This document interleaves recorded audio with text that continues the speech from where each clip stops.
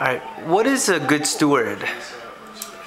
I guess when you think of a steward is someone who's been empowered to manage something, right? So if you getting someone to be your steward, you're giving them something that you want them to take care of.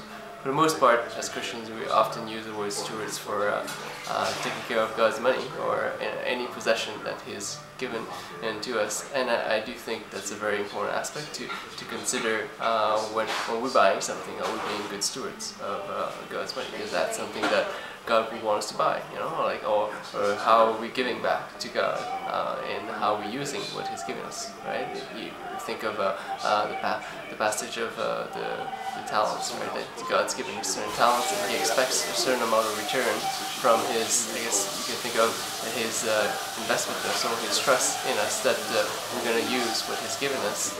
I think one of the most undervalued things that sometimes we have is how we make use of our time.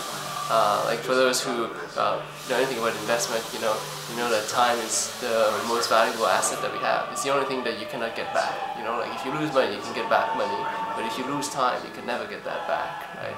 And so how we spend our time, I think, is one of the most important things that we need to consider. And a lot of people, we can be very selfish in how we spend our time. Just do things that we want to do.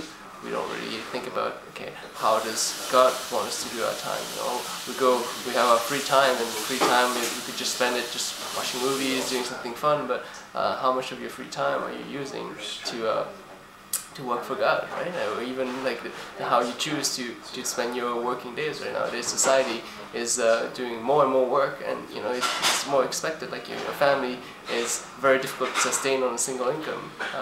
People just have this escalating expectation of what the standard of living is supposed to be, but it's all reflected in how we desire to spend our time, right? So I think that's one thing that's really important as a good steward.